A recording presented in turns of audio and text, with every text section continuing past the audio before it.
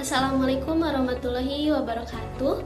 Pada kesempatan ini, saya Si Wahyuni dengan NIM 240 301 021155 program studi akuntansi akan mempresentasikan proposal penelitian saya yang berjudul Pengaruh Akuntabilitas dan Transparansi terhadap Kualitas Pelayanan Publik dengan studi kasus Dinas-Dinas Daerah Kota Tasikmalaya.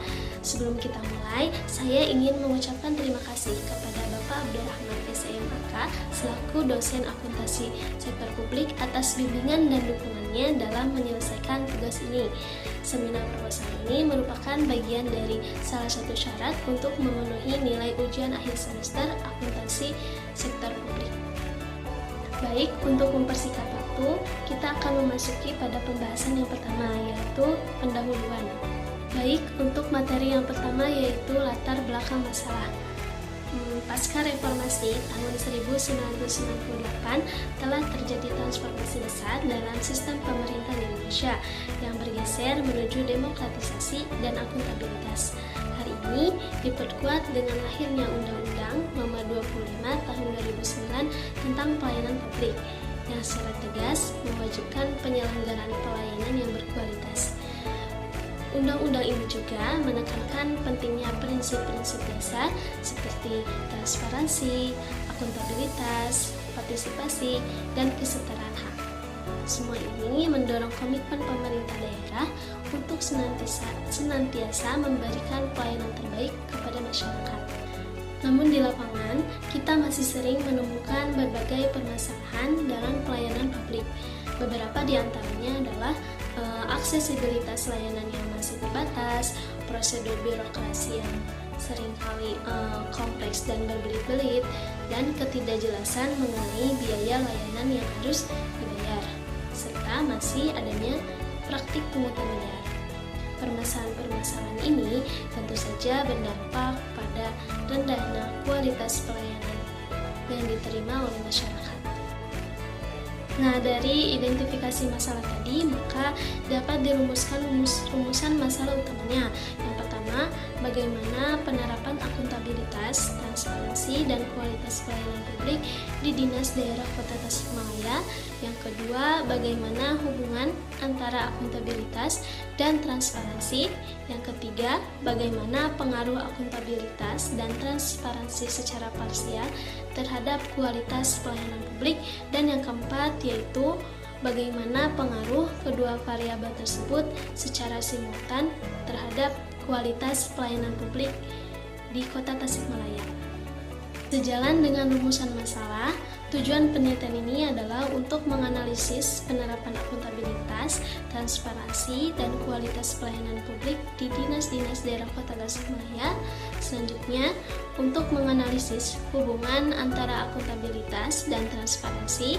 Kemudian, untuk menganalisis pengaruh akuntabilitas dan transparansi secara parsial terhadap kualitas pelayanan publik.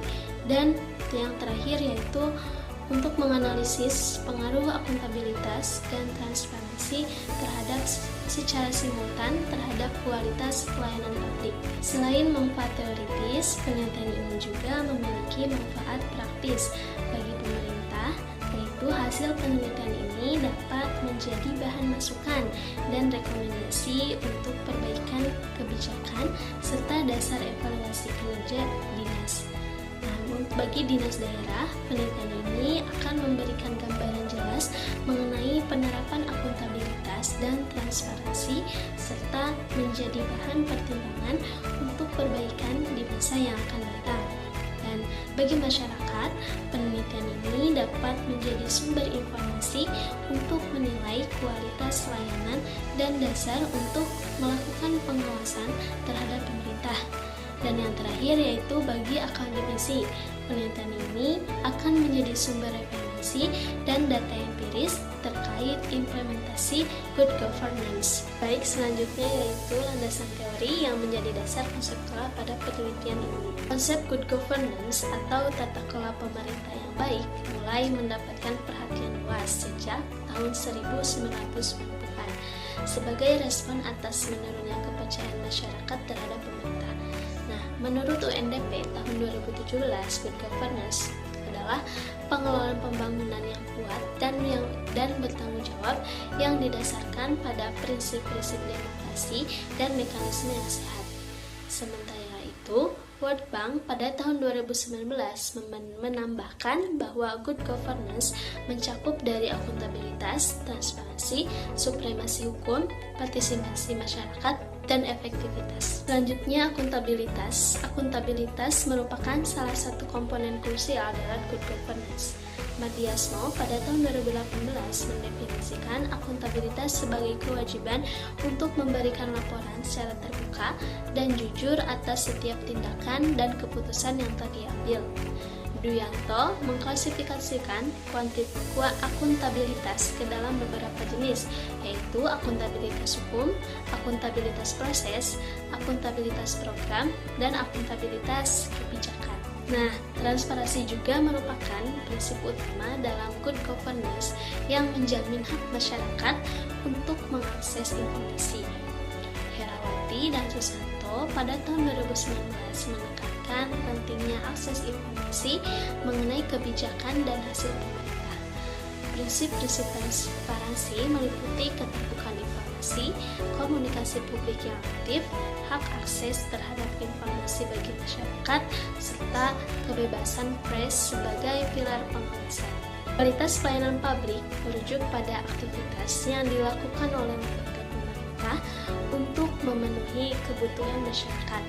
Menurut Undang-Undang Nomor 25 Tahun 2009, pelayanan publik mencakup penyediaan barang, jasa, dan layanan administratif. Hardiansyah pada tahun 2018 menjelaskan kualitas pelayanan publik berdasarkan konsep service quality yang meliputi 5 dimensi. Yang pertama, bukti fisik, yang kedua, keandalan, yang ketiga, daya tanggap, yang keempat, asuransi, dan yang keempat, empati. Setelah membahas teori, selanjutnya membahas tentang metode penelitian. Jenis penelitian yang saya gunakan pada penelitian ini adalah penelitian kuantitatif, deskriptif, dan verifikatif. Pendekatan kuantitatif dipilih untuk memahami hubungan antara akuntabilitas, transparansi, dan kualitas pelayanan publik. Sifat deskriptif akan membantu saya menggambarkan kondisi yang ada di lapangan secara objektif. Sementara itu, sifat verifikatif digunakan untuk menguji hipotesis yang telah dirumuskan sebelumnya. Dalam penelitian ini, saya menggunakan 2 jenis sumber data. Dan yang pertama, data primer akan dikumpulkan langsung dari responder melalui kuesioner, wawancara, dan observasi. Sedangkan untuk data sekunder akan diperoleh dari dokumen resmi, laporan lembaga, jurnal ilmiah, dan database statistik yang relevan. Teknik pengumpulan data yang akan saya gunakan meliputi kuesioner, studi dokumentasi, dan observasi. Kuesioner akan menggunakan skala Likert 1-5 untuk mengukur persepsi responder terhadap variabel penelitian. Studi dokumentasi akan melibatkan analisis dokumen resmi dan laporan kinerja terkait pelayanan publik. Dan observasi akan dilakukan melalui pengamatan langsung terhadap proses pelayanan publik di Dinas Daerah Kota Tasikmalaya. Untuk menguji hipotesis, saya akan menggunakan uji T untuk menguji pengaruh parsial masing-masing variabel independen terhadap variabel dependen, dan uji F untuk menguji pengaruh simultan kedua variabel independen. Selain itu, koefisien determinasi akan dihitung untuk mengetahui seberapa besar variasi variabel dependen dapat dijelaskan oleh variabel independen. Nah, semua pengujian ini akan dilakukan menggunakan model regresi berganda. Nah, objek penelitian ini adalah Kota Tasikmalaya yang terletak di Provinsi Jawa Barat. Struktur administratifnya terdiri dari 10 kecamatan dan 69 kelurahan, menunjukkan pembagian wilayah yang detail untuk pelayanan pemerintah. Sebagai pusat pemerintah, perdagangan, dan jasa di Priangan Timur, Tasikmalaya berperan penting tidak hanya bagi warganya sendiri, tetapi juga sebagai kota yang melayani daerah-daerah sekitarnya, seperti Kabupaten Tasikmalaya, Ciamis, dan Garut. Nah, untuk kesimpulan dari penelitian ini adalah terdapat 3 poin penting dalam penelitian ini. Yang pertama yaitu akuntabilitas dan transparansi bukan sekedar kewajiban administratif, melainkan fondasi utama dari good governance. Yang kedua yaitu pelayanan publik yang berkualitas adalah hak masyarakat yang harus dipenuhi. Dan yang ketiga yaitu kolaborasi antara pemerintah dan masyarakat mutlak diperlukan untuk mewujudkan pelayanan yang lebih baik. Demikian presentasi dari saya. Mohon maaf jika ada kesalahan dalam ucapan atau penyampaian saat presentasi. Terima kasih atas perhatiannya. Wassalamualaikum warahmatullahi wabarakatuh.